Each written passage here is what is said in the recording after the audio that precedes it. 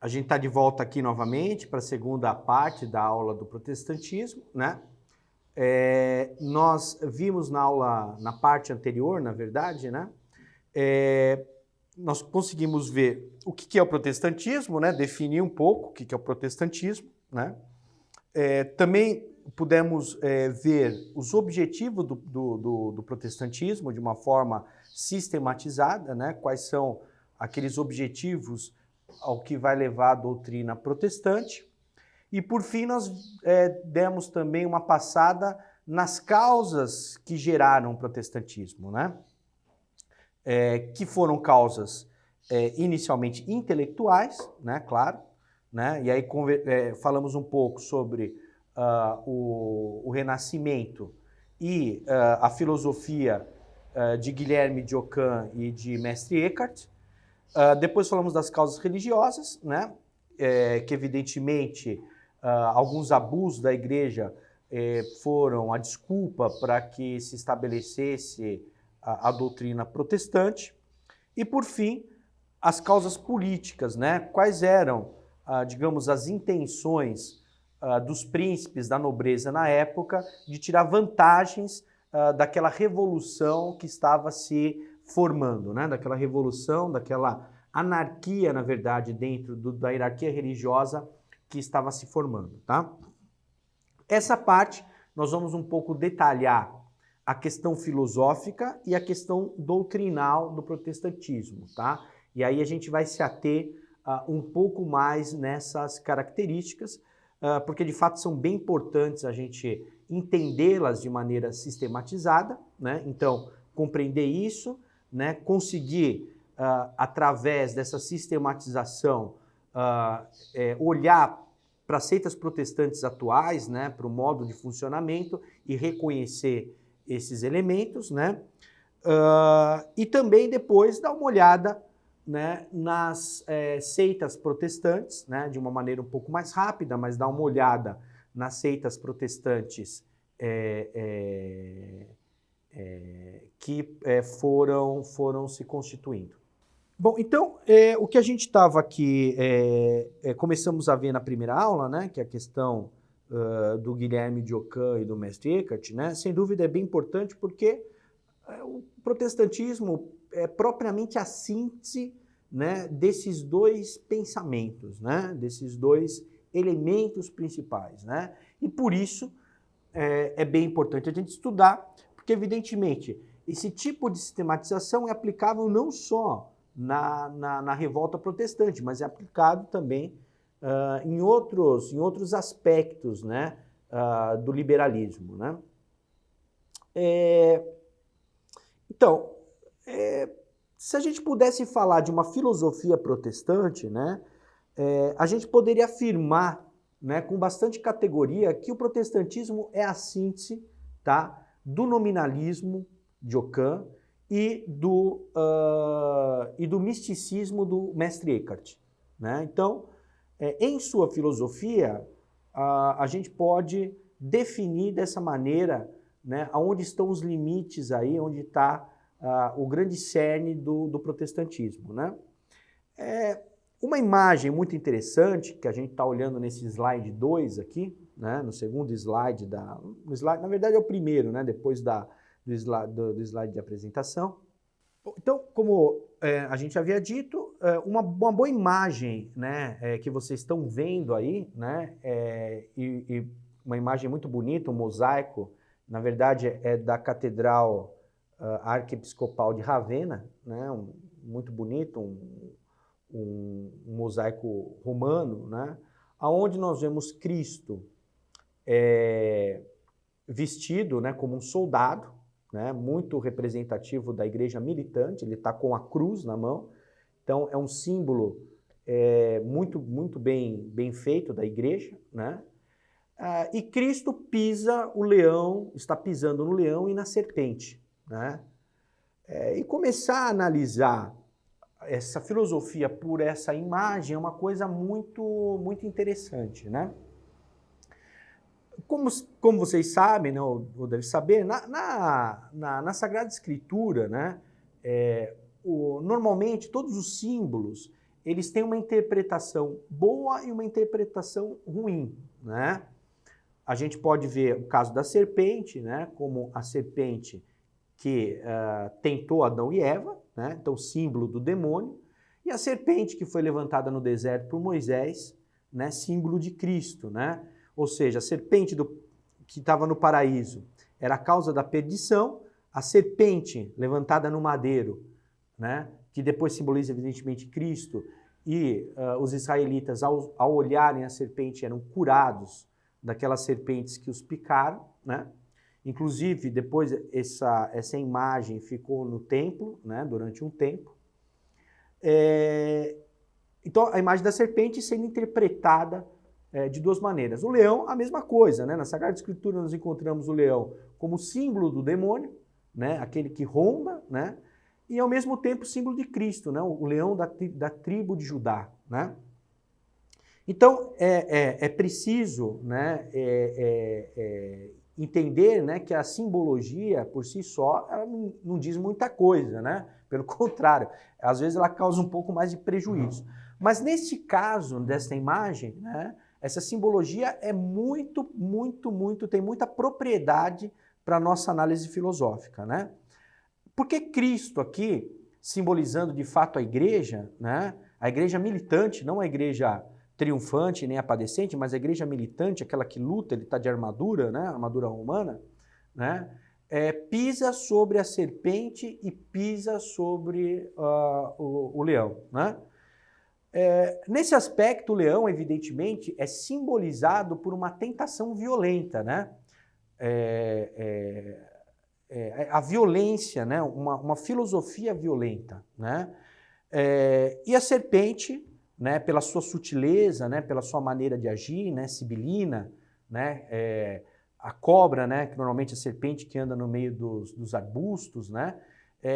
Significa aqui nessa imagem uma simbologia daquela tentação insinuante, né?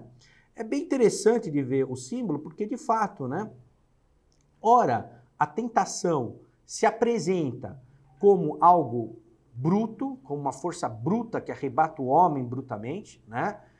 Muitos santos comentam, e outros comentadores também comentam, que normalmente está ligado aos pecados, né?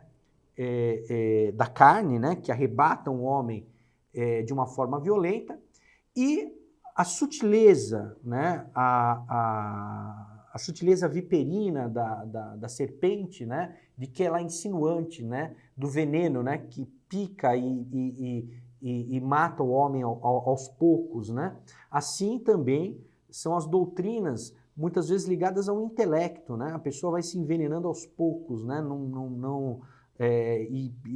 Apesar de não arrebatá-la com toda a força de imediato, vai arrebatando aos poucos e é difícil, né? A pessoa toma uma mordida, né? É mais fácil de se curar do que tomar uma picada de cobra, né? Que muitas vezes morre mesmo, né? Então aqui, essa imagem, nós poderíamos, por assim dizer, né? Poderíamos fazer uma analogia, né? Com a doutrina do mestre Eckhart, né? Uma doutrina mística, normalmente ligada a uma parte mais intelectual, né? A um misticismo, né? Irracional, mas insinuante, né? Porque todo misticismo em si é ligado mais ao irracionalismo, né? Pela serpente. E do outro lado, né, o nominalismo, o racionalismo bruto, a força bruta do racionalismo, né? Do Ockham, né? Do cientificismo, né? E a partir daí entender que Lutero conseguiu unir a serpente e o leão para tomar a sociedade, para arrebatar a sociedade, seja por um pecado intelectual insinuante como a cobra, seja pela força bruta do racionalismo, né, irracional, se a gente pode dizer assim, né, de que pretende conhecer todas as coisas, que pretende que o homem é capaz de ver todas as coisas, conhecer e muito seguro de si por isso, né? Esse nominalismo, para vocês entenderem, né, o nominalismo de Ockham, o que diz? Que só existe a coisa, só existe essa caneta, só existe esse livro. Não existe um universal, não existe uma ideia de livro, só existe a coisa concreta, né? Tudo mais seria, digamos assim, uma falsidade da nossa mente, né? Uma falsidade. Por isso que o nominalismo, apesar de ser racionalista, né, querer conhecer a coisa, querer conhecer essa caneta, querer conhecer a coisa em concreto, né, ela também é irracional, né? E esse nominalismo de Ockham, né, que vai permitir, por exemplo, que as seitas protestantes da época, né, principalmente na Inglaterra, se utilizassem de discurso racionalista, fossem totalmente irracionais, né? Algumas delas vão dizer que só pode ser, a palavra só pode ser interpretada, né, a Sagrada Escritura só pode ser interpretada pela razão, né? E que não existiria nada mais além disso, não existiria uma autoridade da igreja propriamente dita, o ensino de Cristo aos seus apóstolos, né? Um depósito da fé.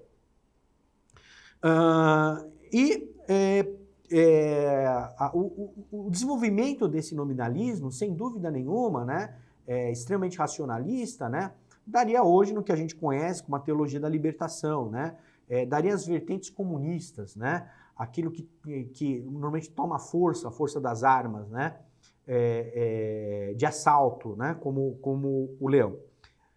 Do outro lado, a gente tem o misticismo, né, um irracionalismo místico do Eckhart, né. Esse misticismo vai levar a um idealismo, né, que a gnose vai receber uma força muito grande, né, principalmente na Europa, né? Ou seja, o mundo platônico, o mundo ideal. Só existe a ideia, só existe o universal. Enquanto o nominalismo, o universo é Deus, né? Toda a matéria é Deus, né? Para esse misticismo, né, de Eckhart, né, nós vamos encontrar somente o universal. Só existe a ideia. Todo esse mundo que nós vemos, esse mundo material, seria uma falsidade dessa ideia, né? E esse misticismo vai influenciar principalmente desenvolvendo as seitas protestantes numa igreja mística, invisível, né, de uma hierarquia invisível e mística, né, das quais vão gerar uma enormidade de seitas pentecostais com práticas místicas dos dias de hoje, né? Isso aqui é colocado pela serpente, né? Onde essas doutrinas elas têm que entrar não de uma forma intelectual, né? Mas elas têm que entrar, apesar de um conhecimento intelectual prévio, mas entrar de um modo sutil, de um modo sentimental, entrar de um modo que a pessoa vai se nutrindo daquela falsa doutrina até o ponto de estar completamente tomada por ideias, sentimentos irracionais, né? Que por fim vai afirmar que dentro do universo está Deus, que tem uma partícula divina dentro de cada coisa, né? Que é propriamente a gnose, né? E que para afluir essa partícula divina, precisaríamos de práticas, né? Então, vai ser um misticismo mais irracional, né?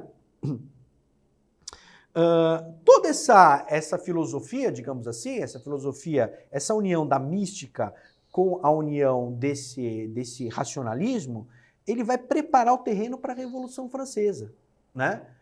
Então, o terreno da Revolução Francesa, né, ele vai estar preparadíssimo através da Revolução Protestante, né? Dificilmente a Revolução Francesa poderia ser aplicada, né, caso o protestantismo não tivesse feito com tanto sucesso a síntese desses dois monstros aí, que é o mestre Eckhart, né, e o Guilherme de Ockham, tá? Do nominalismo ockhamiano, que é extremamente individualista, que vê a coisa como tal, né, diferente do misticismo de Eckhart, né, que é idealista, só existe um mundo das ideias, né, vai surgir o classicismo, né? Então, na arte, se a gente pudesse olhar essa aplicação protestante, logo em seguida vai surgir os movimentos classicistas, né, muitos originados até do Barroco, né? E, do outro lado, né, o universalismo completo do misticismo de Eckhart, né, vai surgir o maneirismo, né, principalmente visto em Bach, né, em outros compositores, né? Evidente ainda que, mesmo tendo ainda um pouco essa doutrina, nem tudo dessa arte é desprezível, mas essa ideia já está embutida lá dentro dessa arte aí. Então, do ponto de vista filosófico, a síntese do nominalismo e do misticismo, né, que vai desembocar no movimento, inclusive artístico e político, né, onde essa síntese depois se separa novamente e vai se unir de novo na Revolução Francesa. Tá? Tendo esse contexto filosófico, né, tendo esse escopo filosófico, né, a aplicação dele vai gerar 3 pontos principais que é a doutrina propriamente protestante. Tá? E depois, dentro dessa doutrina, nós vamos ter, evidentemente, vários tipos e algumas variações, né, que se misturam, ora se separam, ora estão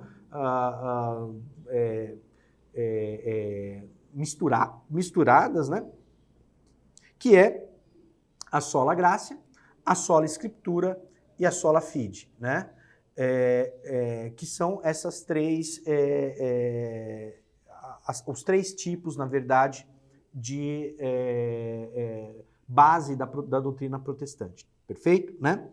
Então, o sola scriptura, assim, antes de seguir, cada uma dessas, digamos, desses fundamentos já comporta logo no início, e por Lutero mesmo, o seu contrário.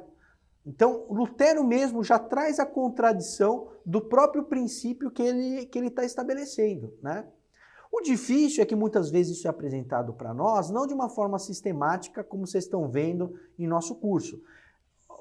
É apresentado de uma forma muito diluída. Então, o próprio protestante, evidentemente, não pensa nisso, né? Se pensasse, ia haver uma contradição gritante ali, que, obviamente, pelo menos as pessoas que têm o mínimo de bom senso iriam repudiar, né? Então, a primeira parte é o livre exame, né? O que é o livre exame? O livre exame é que cada um, particularmente, teria o poder de interpretar a Sagrada Escritura. Então, a interpretação da Sagrada Escritura deixa de ser da igreja, né? Deixa de ser do Papa, e passa a ser agora de cada um, né?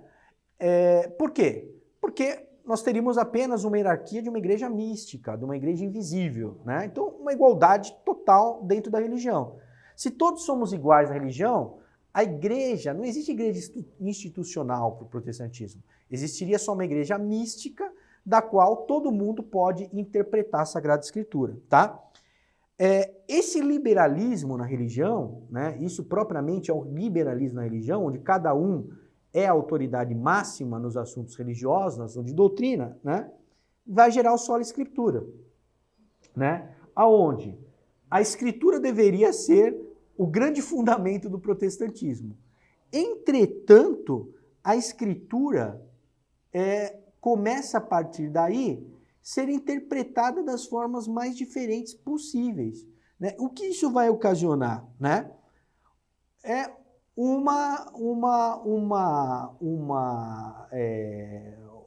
Uma destruição da autoridade da Bíblia. Então, ao mesmo tempo que eles dizem, só pode ter a palavra de Deus, só a Escritura vale. Ao mesmo tempo eles dizem, nenhuma interpretação é verdadeira. Eu sou livre para interpretar, eu sou livre da Escritura. Isso a gente vai ver mais à frente, né? Que Lutero simplesmente desprezava a Sagrada Escritura, né? A Sagrada Escritura para Lutero não valia absolutamente nada, né? E ele vai dizer isso aí, né? Que a Sagrada Escritura não tem valor absolutamente nenhum para eles, né? Deixa eu só pegar a citação para vocês entenderem, né? Como isso é verdade, né? Como que Lutero nega. Então, aqui são palavras de Lutero, tá? Que eu vou citar para vocês aqui, tá certo? Né? Então, apesar do protestantismo defender que a Escritura seria a única regra fiel e que o protestante deve seguir, né? Obviamente, Lutero não está nem aí para a Sagrada Escritura, né? Olha o que ele diz, ó. Se os nossos adversários fazem valer a Sagrada Escritura contra Jesus Cristo, nós fazemos valer Jesus Cristo contra a Escritura. Quer dizer, ele coloca Cristo em oposição à própria palavra de Cristo, né? O que é um absurdo. Do meu lado tem o Senhor, ele tem os servos, nós a cabeça, ele os pés. E os membros, que se deve sujeitar e obedecer à cabeça. Se é mister sacrificar-se a lei ou Jesus Cristo, sacrifique-se a lei e não Jesus Cristo. Então, obviamente, quem é esse Jesus? Não é, evidentemente, não é Cristo, porque Cristo não pode estar em contradição com a própria palavra dele, né? Quer dizer, se está em contradição com a doutrina de Lutero, então deve-se recusar a Escritura. Mais uma. Tu fazes grande caso da Escritura, que é serva de Jesus Cristo. Eu, pelo contrário, dela não me importo. Palavras de Lutero, tá? No nosso material, que vocês têm aí acesso, nós temos todas essas citações aí para vocês, evidentemente as referências, né? Seria bastante bom os protestantes, né? Espero que nós tenhamos aí alunos protestantes, né? Lerem Lutero, né? Lutero é o melhor caminho para um protestante se converter ao catolicismo, né? E fala mais, né? Olha só o absurdo que ele cita aqui, tá certo? Né? A palavra de Deus, não há dúvida, só pode ter um sentido em si mesma, mas terá 1000 sentidos no espírito do leitor. Quer dizer, cada um vai tirar do que quer.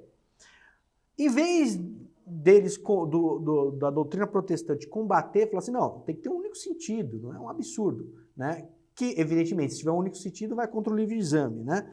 Mas ele vai dizer o seguinte, bom, já que tem 1000 sentidos, não se procura com efeito na Bíblia toda a verdade, né? Ou seja, o protestante, quando vê que tem várias interpretações, que ele fala, bom, é a Bíblia que está mentindo, né? O que vale mesmo é a verdade que agrade e deleite o leitor.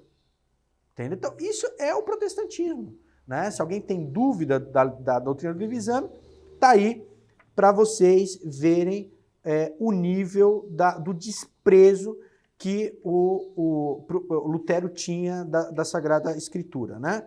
Não preciso mais citar. Bom, e ele tem um contraditório, né? Então, a livre interpretação, o livre exame, é o liberalismo na religião, né? Como eu disse, né? Então você pode interpretar a Sagrada Escritura. Ao mesmo tempo, Lutero vai defender a predestinação. E a predestinação vai dizer que não existe livre-arbítrio. Então, como é que ele defende o livre-arbítrio, que é o livre-exame da Bíblia, ao mesmo tempo que ele defende a predestinação, né? E ele vai colocar isso de forma muito clara, né? Como jumento que tenho feito diante de ti, eu estarei sempre contigo. Ou seja, ele vai dizer que Deus cavalga o homem para onde ele quer, e Satanás também. Tudo se realiza segundo os decretos imutáveis de Deus. Deus opera em nós o mal e o bem. Então Deus faz com que a gente pratique o mal, né? Na verdade, a gente vai ver, né, apesar dessa loucura toda, que de fato ele defendia que o homem não pode fazer nada que é bom. Tudo que o homem faz é mal, né? Foi o diabo que introduziu na igreja o nome de livre-arbítrio. Então, ao mesmo tempo que ele defende o livre-arbítrio para interpretar a Bíblia na coisa, ele já coloca um princípio contrário, que é a predestinação, tá? Bom, depois a salvação só vem pela fé, que é o sola fide, né? Então, a única coisa que salva o homem é a fé, mas entendamos bem, fé para o protestantismo não é fé para o católico. Tá? Para a Igreja Católica, a fé é a adesão do intelecto às verdades reveladas e confirmadas pela Igreja, né? As verdades reveladas por Deus e confirmadas pela Igreja. Isso é fé para um católico, tá certo? Né? A fé para o protestante não. A fé para o protestante é igual a confiança. É um sentimento de confiança que ele está salvo. Isso é fé para o protestante. Nada mais e nada menos, né? Então, o que é fé para o protestantismo? É a confiança de que ele já está salvo, tá? Isso é fé, e isso resumiu toda a doutrina protestante acerca da fé, tá? Então, na página 51, ele vai dizer que o homem não pode fazer boas obras, né? Que o homem não tem. Então, o que ele tem que ter? Uma confiança nessa salvação. Tendo essa confiança na salvação, o mérito de Cristo, ele ocultaria as faltas, as fraquezas, né, as mazelas do homem. Então, supondo o pior homem, que tivesse praticado os piores atos no mundo, se ele tiver confiança que ele está salvo, é o que basta. Ele não precisa ter arrependimento, ele não precisa ter nada. Por isso que o protestantismo, acima de tudo, vai pregar o sola fide, né? Que basta essa fé. Essa fé é igual a confiança, né?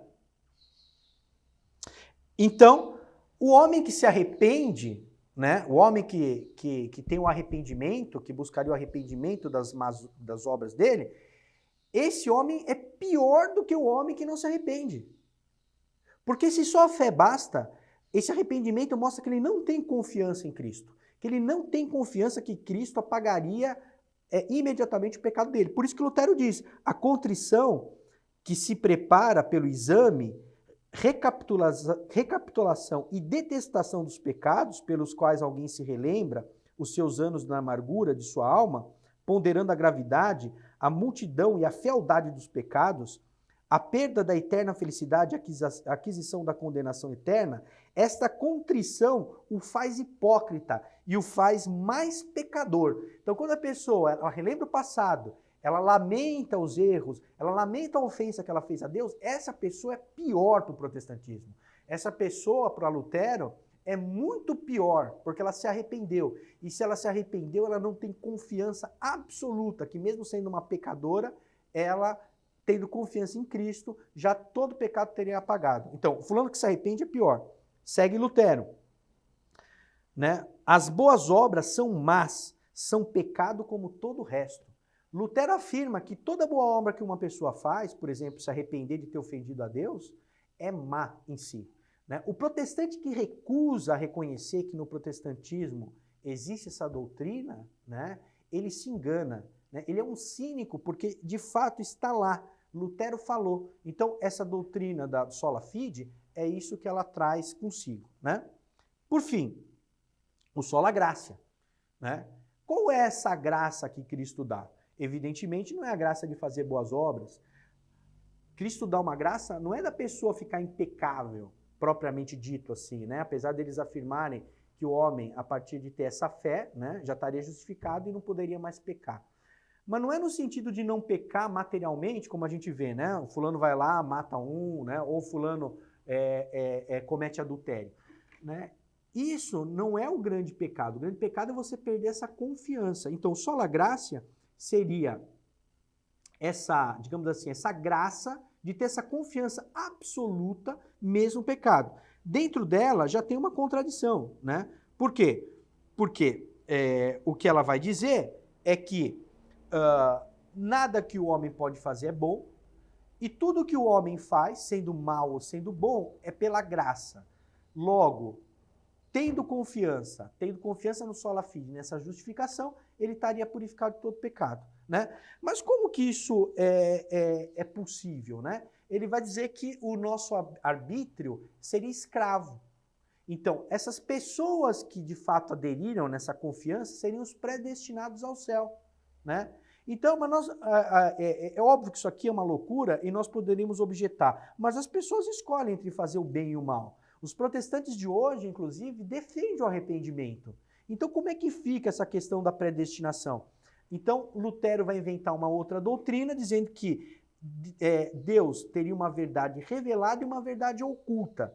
Essa verdade oculta de Deus, né, essa vontade oculta de Deus, seria a vontade da predestinação. Ou seja, que os homens estão predestinados ao céu ou ao inferno. Né? Isso é mais claro em Calvino, que vai pregar a predestinação absoluta, né? Mas sem dúvida que Lutero, que foi o criador dessa doutrina, dizendo que Deus tem uma vontade expressa, uma vontade que está lá na Sagrada Escritura, né? Mas que as pessoas não têm nenhuma condição nenhuma de optar. Na verdade, Deus teria uma outra vontade oculta, da qual levaria o homem para o céu ou para o inferno, sem o homem ter nenhum livre-arbítrio. Por isso que ele condena o livre-arbítrio como uma loucura, né? Uma loucura completa, né? Olha, foi o diabo que introduziu na igreja o nome de livre-arbítrio, né? Agora, como é que pode a Sagrada Escritura ter a livre exegese se ao mesmo tempo nós não temos livre-arbítrio? Né? Então, em si, toda doutrina protestante, ela é contraditória. Toda doutrina protestante não subsiste a mínima a mínima lógica, tá? Bom, resultado. Se eu posso pecar à vontade e eu posso simplesmente ter confiança em Cristo, a primeira coisa foi uma corrupção geral das pessoas. Então, aquela corrupção que o protestantismo pretendia combater no clero foi disseminada para toda a sociedade, né? Não é um católico falando isso, é o próprio Lutero reclamando disso. Então eu vou dizer o que o Lutero fala dos evangélicos, tá? Né? Então os luteranos, espero que tenha luteranos no nosso curso, né? E espero que tenha muitos evangélicos, né? Muitos protestantes.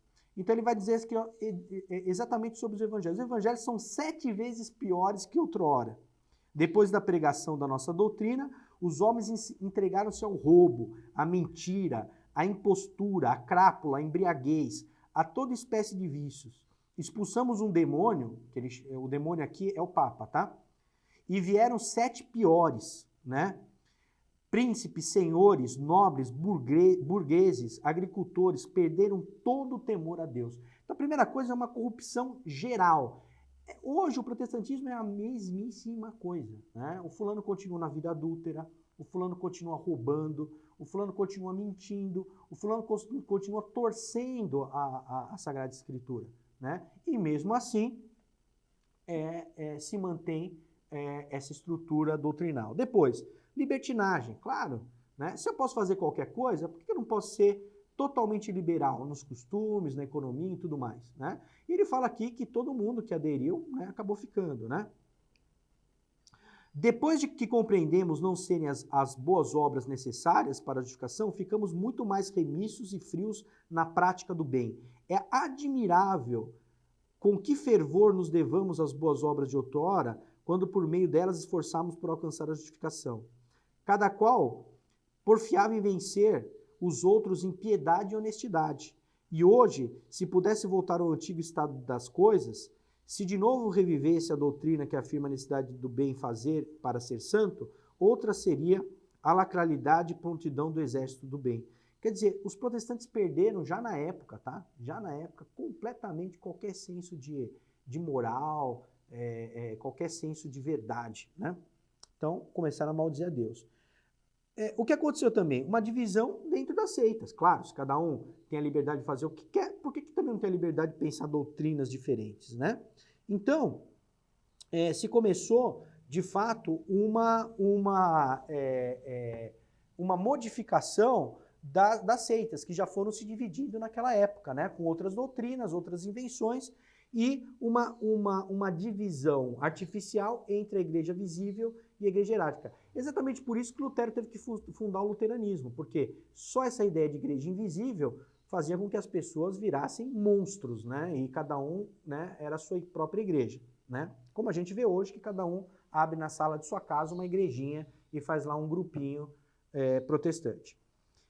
Hoje, os protestantes, evidentemente, eles na prática negam o arbítrio escravo, né? Que é a doutrina do Lutero, que Deus faria o homem fazer obras boas e más, né?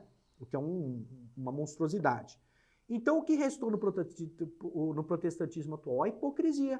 Porque apesar deles dizerem que existe, que Deus predestina os bons e os maus, ao mesmo tempo eles negam que o homem não tenha livre-arbítrio, que o homem não precisa se arrepender, né? Depois, contra a própria Bíblia, né? Os protestantes de hoje, evidentemente, né, depois de muitas manipulações, continuam contra a Bíblia, né? Então aqui fala, né? Tu fazes grande caso da Escritura, que é serva de Jesus Cristo, eu, pelo contrário, não me importo com a Sagrada Escritura, palavras aqui do Lutero. E por fim, uma rejeição de que o homem fique impecável, né? Então, o protestante de hoje, né, o protestante luterano, a doutrina de Lutero diz que o homem, depois de justificado, não pode perder a justificação. O protestante de hoje fala em arrependimento, mas continua afirmando que o homem é salvo pela justificação, pelo sola gratia, né? Pelo sola gratia, ele já teria justificado, tá? Bom, aqui para terminar, muito rapidamente, Vamos falar sobre as 3 principais seitas protestantes. A primeira é o luteranismo, evidentemente, porque Lutero teve que, de fato, fazer. Foi fundada por Martinho Lutero, que era o homem capaz, na época, de fazer aquela síntese, né, que era professor em Wittenberg. Né? Lutero nasceu em 1483, morreu em 1546, né, em Eisleben, né, na Saxônia, era saxão, né? Se aproveitou que Leão X, na época, tinha publicado a questão das indulgências, que numa aula próxima a gente pode explicar, né? Então aproveitou disso para distorcer a doutrina das indulgências e falar que a igreja era corrupta, né? Foi excomungado em 1520, né? Da qual a bula de excomunhão ele queimou na praça de Wittenberg, né? Depois ele compareceu na Dieta de Worms, né? Ele sempre foi protegido por Henrique da Saxônia, né? Que visava, né, mais ou menos fazer lá um mensalãozinho lá, fazer uma lava-jato lá, né? Passar a mão no dinheiro da igreja, né? Refugiou-se, os príncipes deram refúgio para ele em Wittenberg, né? E a pregação dele na Alemanha durou mais ou menos de 1522 até 1526, tá certo? O que ele pregava? O que pregam os luteranos? Sola Fide, sola Gratia, sola Scriptura. Como é que é a organização da igreja luterana? A organização da igreja luterana é bem variável, tá? Nos dias de hoje. Na Alemanha, os príncipes, né, seguindo a tradição pagã, é que moderavam o luteranismo, tá? Na Escandinávia e nos Países Baixos, você tinha ainda uma hierarquia formada de bispos e padres luteranos, tá? E por fim, na América, né, principalmente nos Estados Unidos, ela tem uma democracia, onde os pastores são eleitos lá pela comunidade ou são apontados lá por um conselho da comunidade e vão seguir pregando suas heresias, tá? Calvinismo, tá? João Calvino, né, nasceu na França, né? No norte da França, da França, na Picardia, né? O que Calvino recebeu foi a doutrina luterana, ele teve contato com a doutrina luterana, né? Por um reformador, né? Que era o Volmar, né? Começou pregando em Paris, foi para Basileia, depois em Estrasburgo, né? Em Estrasburgo é que ele vai inscrever lá as instituições cristãs dele, onde ele vai deixar bem clara a doutrina calvinista, que é um absurdo, né, total, né, e depois vai ensinar essa doutrina herética em Genebra, lá pelo ano de 1536, tá certo? Né? Como é que é a doutrina? No geral, luteranismo, né? Tudo aquilo que nós já comentamos em detalhe da doutrina protestante.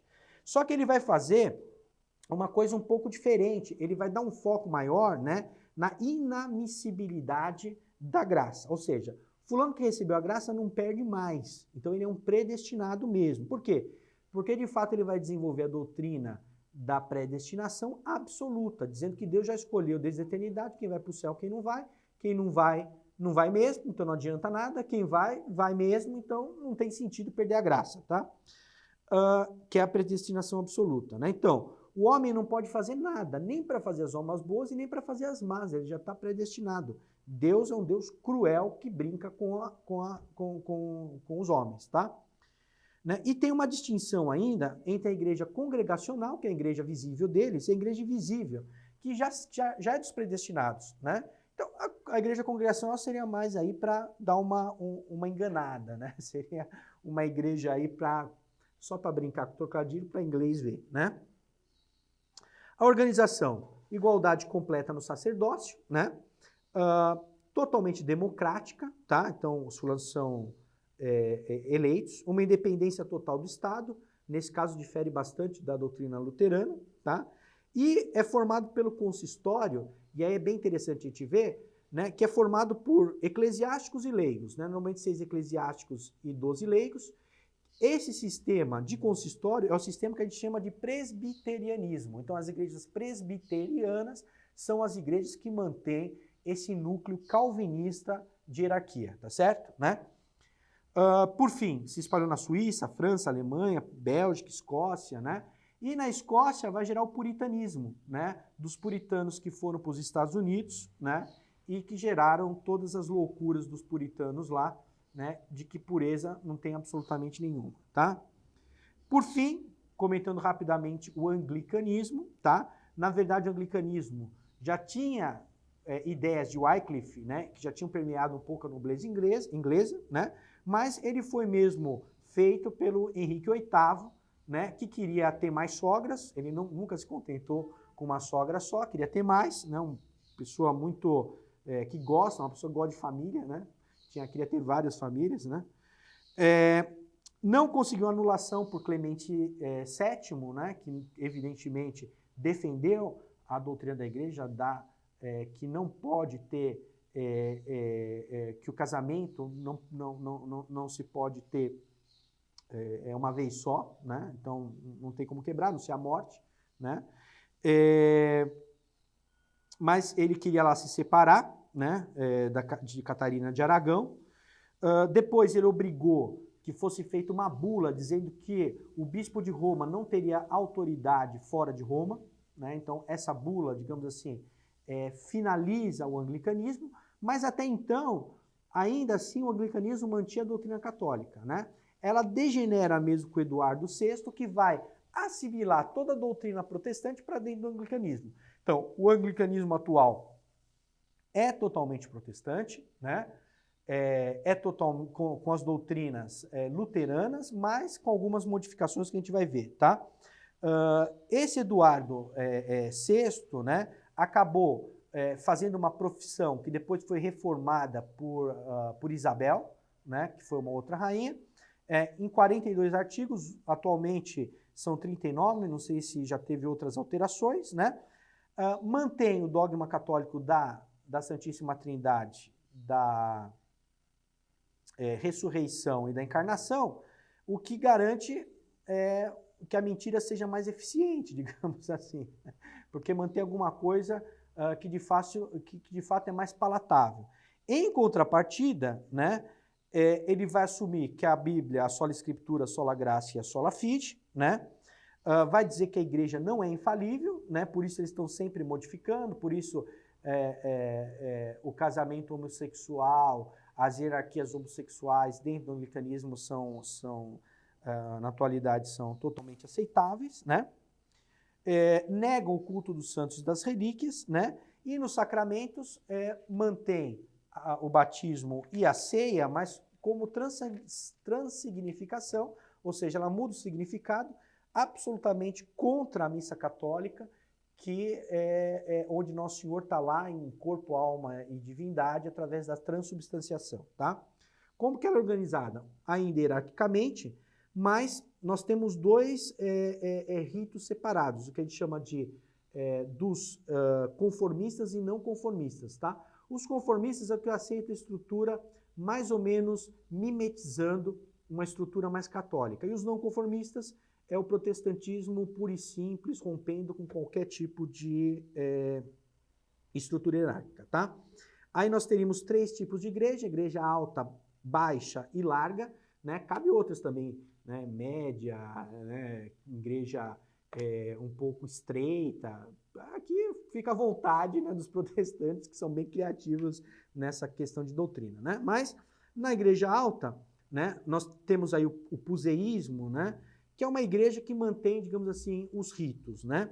A igreja baixa é a igreja que nós chamamos de evangélica, né? Dos evangélicos, né? Dos calvinistas, que vão gerar, né, outras seitas. E a igreja larga, né? Aí nós temos os universalistas, os latitudinários, né? E os socianos, né? Os socianos negam a trindade, negam tudo, né? Os latitudinários vai ter ali uma moral bem relaxada, né? Então a ideia é eles terem uma moral bem relaxada. E por fim, os universalistas, né, vão negar a eternidade do inferno. Então todo mundo está salvo, aí está salvo mesmo, o inferno é eterno, fica tranquilo, se você for lá só vai passar umas férias e depois vai para o céu também, tá? Então, digamos assim, de uma forma muito resumida, mas tentando mostrar a estrutura geral do protestantismo aqui nesse primeiro módulo, nós deixamos aqui, recapitulando, a possibilidade de vocês compreenderem, analisarem, distinguirem, né? E compreenderem melhor também o surgimento e a filosofia da doutrina protestante.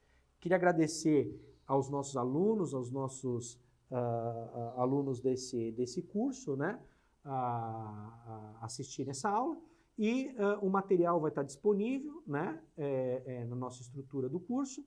E agradecemos a todos pela participação. Salve Maria e até em breve. Em nome do Pai, do Filho e do Espírito Santo. Amém. Ave Maria, cheia de graça, o Senhor é convosco. Bendita sois vós entre as mulheres, bendito é o fruto do vosso ventre, Jesus. Santa Maria, Mãe de Deus, rogai por nós, pecadores, agora e na hora de nossa morte. Amém. Ave Maria, cheia de graça, o Senhor é convosco. Bendita sois vós entre as mulheres, bendito é o fruto do vosso ventre, Jesus. Santa Maria, Mãe de Deus, rogai por nós, pecadores, agora e na hora de nossa morte. Amém. Nós com prolepia, benedicat Virgo Maria. Amém.